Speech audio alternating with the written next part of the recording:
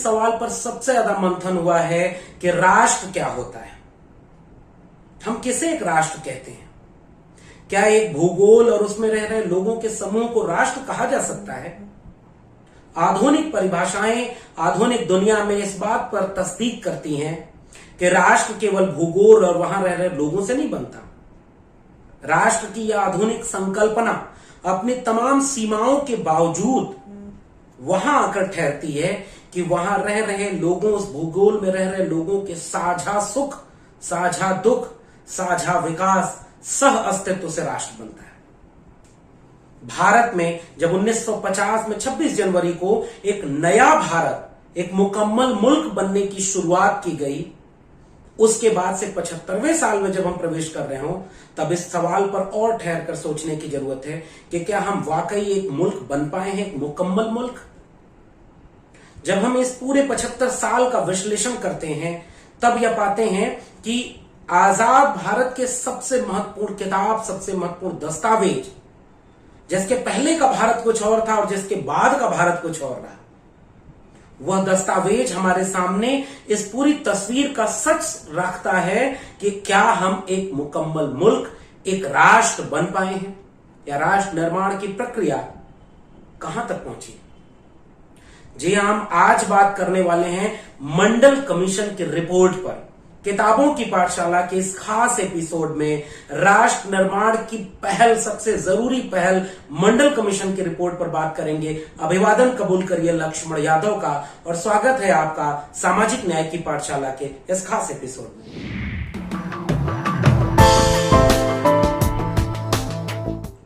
गरीब का आंसू कुछ समय तक तो आंसू रहता है, लेकिन वही आंसू फिर तेजाब बन जाता है, जो इतिहास के पन्नों को चीर करके धरती पर अपना व्यक्तित्व बनाता है। यह समझ लीजिए कि गरीब की आंख में जब तक आंसू है, आंसू है, लेकिन जब आंसू सूख जाए तो उसकी आंखें अंगार हो जाती हैं। और इतिहास ने यह बताया है कि जब जब गरीब की आंखें अंगार होती हैं तो सोने के महल भी पिघल कर पनालों में बहने लगते हैं। 15 अगस्त 1990 को लाल किले की प्राचीर से जब वीपी सिंह यानी विश्वनाथ प्रताप सिंह अपना भाषण दे रहे थे, उन्होंने यह वाक्य बोला। ये वही वीपी सिंह हैं जिन्होंने 7 अगस्त 1990 को मंडल कमीशन की 40 सिफारिशों में से 2 सिफारिशों को लागू कर दिया था। और उस समय जब पूरे देश में आगजनी तोड़फोड़ होने लगी, तो विश्वनाथ प्रताप सिंह ने कहा था कि मेरे पास भी ओबीसी समाज के युवा आते हैं जो आधी आबादी के हैं इस देश में, क्या वो इस देश के युवा नहीं है? ये जो अखबारों में लिखा जा रहा है कि पूरा देश आंदोलित है, मीडिया में लेख छप रहे हैं मंडल विरोध में, वो लोग क्या ये 10% सवर्णों के युवाओं को पूरे देश के युवा मान रहे हैं? मंडल के समर्थन में जो युवा हैं, उनको क्या इस देश के युवा नहीं माना जाता? और वही विश्वनाथ प्रताप सिंह ने यह बात कही थी कि मैंने राजनीति का व्याकरण बदल दिया है। अब उस बच्चे का जन्म हो गया है जो मां के पेट से बाहर आकर अपने समाज में भूमिका निभाएगा। उस बच्चे को वापस मां के पेट में, गर्भ में नहीं भेजा जा सकता। मंडल कमीशन के किस्सों पर आप ढेर सारी बातें जानते होंगे। मंडल कमीशन लागू होने की पूरे किस्से पर अलग से बात हो सकती है, और मैं कोशिश करूंगा कि सामाजिक न्याय की पाठशाला में वह अलग एपिसोड लेकर के आऊं कि मंडल कमीशन की रिपोर्ट लागू करने के लिए कौन कौन से आंदोलन हुए, मंडल कमीशन की ये 2 अनुशंसाएं जब लागू हो गई तो इस देश में क्या क्या हुआ, किसकी भूमिकाएं कहां थी, कौन मंडल का समर्थन कर रहा था और कौन कौन लोग थे जो मंडल के विरोध में खड़े थे, अखबारों में क्या लिखा जा रहा था, कौन से लेख छप रहे थे, तमाम बुद्धिजीवियों के नक्श और चेहरे सामने आ रहे थे, उस पर एक अलग से बात होगी। फिलहाल सामाजिक न्याय की पाठशाला का आज का एपिसोड मंडल कमीशन की रिपोर्ट जो हिंदी में प्रकाशित हुई है, सत्येंद्र पीएसजी ने उसका अनुवाद किया है, राष्ट्र निर्माण की सबसे बड़ी पहल, और इसकी प्रस्तावना लिखी है जस्टिस पी बी सामंत ने। आज किताबों की पाठशाला में मैं एक सरसरी तौर पर एक सामान्य परिचय लेकर आया हूं इस किताब का।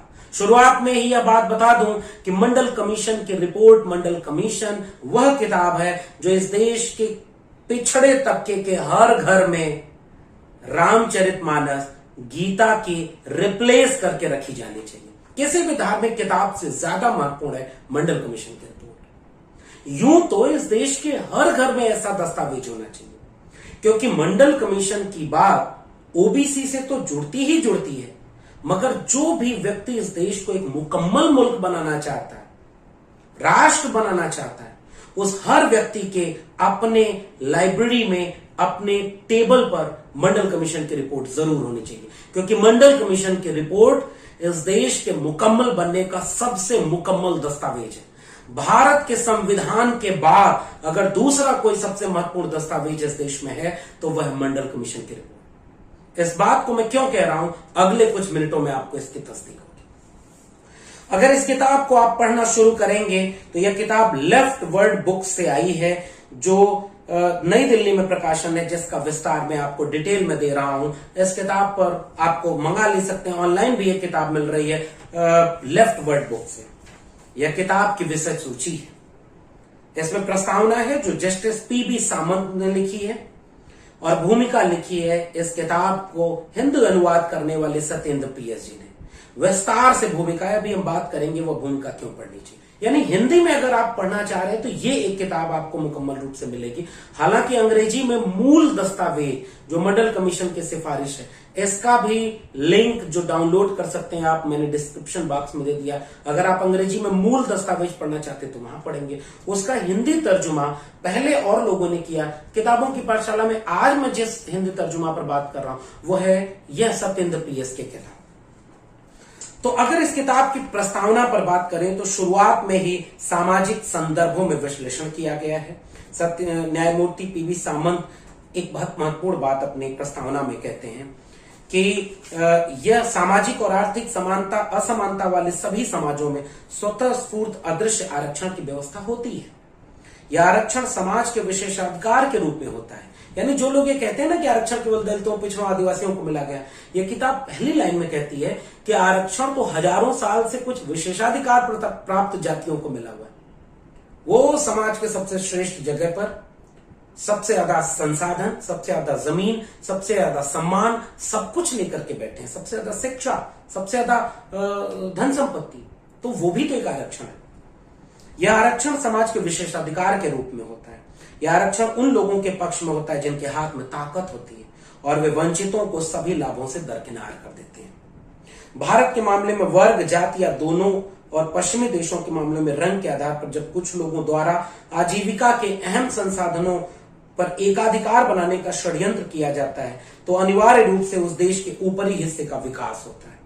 ऐसे में संपत्ति और शक्तियां कुछ हाथों में सिमट जाती हैं, बुद्धि, प्रतिभा और कौशल ज्यादा से ज्यादा सीमित होता जाता है और देश की प्रगति ठहर जाती है। ऐसा सिर्फ इसलिए जरूरी नहीं कि आरक्षण लागू किया जाए उन लोगों के लिए, ऐसा सिर्फ इसलिए जरूरी नहीं है कि उस वंचित आबादी का उत्थान होगा जो देश की बड़ी आबादी है और जिन्हें भौतिक, मानसिक और बौद्धिक रूप से लंबे समय से जानबूझकर कमजोर रखा गया है, बल्कि देश की मजबूती, प्रगति और संपन्नता के लिए जरूरी है।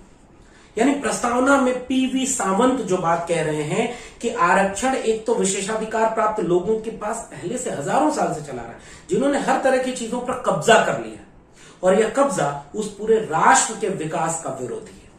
इसलिए अगर आप राष्ट्रवादी हैं, अगर आप बहुत बड़े देशभक्त बनना चाहते हैं, तो सबसे पहले आपको उस विशेषाधिकार प्राप्त हजारों साल के आरक्षण का विरोध करना चाहिए और यह सवाल पूछना चाहिए कि इस देश की बहुसंख्यक आबादी को वंचित क्यों रखा गया? शिक्षा से, अधिकार से, संसाधनों से, अवसरों से क्यों वंचित किया गया? और वंचना करके इस राष्ट्र का सबसे ज्यादा द्रोह क्यों किया गया? सबसे बड़े राष्ट्रद्रोही वे लोग हैं।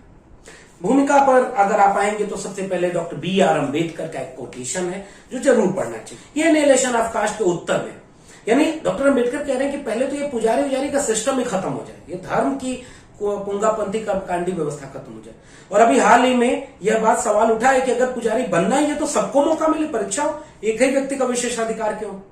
और देखिएगा आप, दक्षिण भारत में यह आवाज उठ रही है। उसके बाद भूमिका में सत्येंद्र प्रिय शुरुआत में उन सारी जातियों धोबी, नाई, कुम्हार, कहार, अहीर, कुर्मी, कोयरी, लोहार, चौरसिया, बढ़ई, पासी, डोम, चमार, इन सारी जातियों के बारे में बात करते हैं कि कैसे उनको उन्हीं के पेशे तक सीमित कर दिया गया और जाति व्यवस्था कैसे रूढ़ होती चली गई। इसमें विस्तार पर आप बात कर सकते हैं। उन्होंने शुरुआत थोड़ी की है कि कैसे जाति व्यवस्था रूढ़ हुई, इस पर तो सामाजिक न्याय के विचारकों ने विस्तार में लिखा है। उसके बाद वो कहते हैं कि ग्रामशी जिस बात को कहते हैं कि कुछ लोग सब कुछ पर कब्जा किए रखना चाहते हैं और उन सब को कब्जा बनाए रखने के लिए तमाम तरह से मोटिवेट करते हैं कि वो इस हेजमनी को बनाए रखें, वो सांस्कृतिक हेजमनी, वो राष्ट्रवादी हेजमनी, वो राजनीतिक हेजमनी, सब कुछ बनाए रखना चाहते हैं।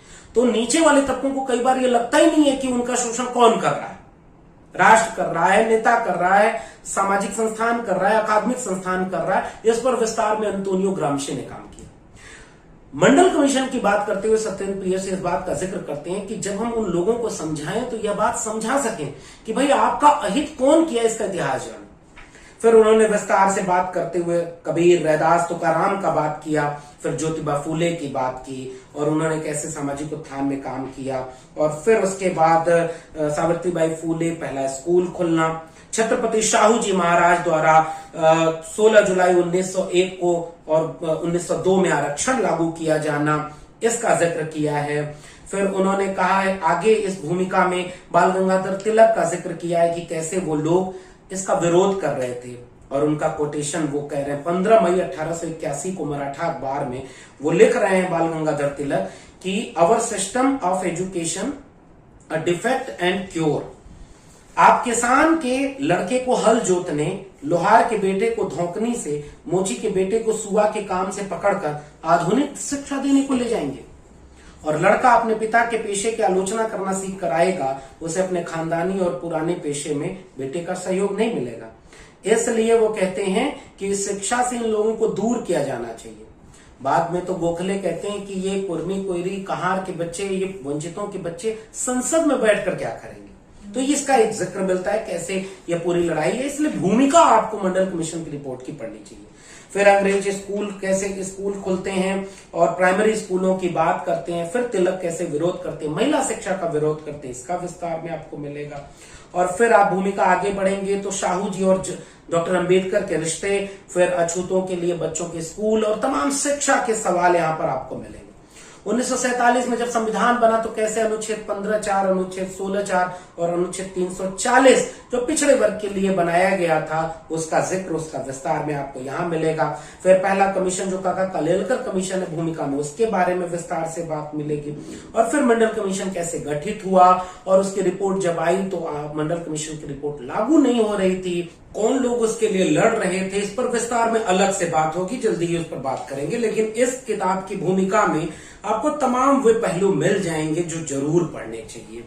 और उसके बाद कैसे कोर्ट केस होता है, कांग्रेस सरकार का क्या रवैया होता है, 1991 में नरसिम्हा राव सरकार क्या करती है, 1992 में सुप्रीम कोर्ट का फैसला जब 16 नवंबर को आता है, फिर 8 सितंबर 1993 को सरकार, केंद्र सरकार की नौकरियों में 27% आरक्षण ओबीसी का लागू होने की अधिसूचना जारी हो जाती है इंदिरा साहनी मामले के बाद। तो ये विस्तार में एक परिचय मिलेगा जो हर ओबीसी घरों में लोगों को कम से कम जानना चाहिए, वो अपने बच्चों को बताएं कि ये इतिहास है।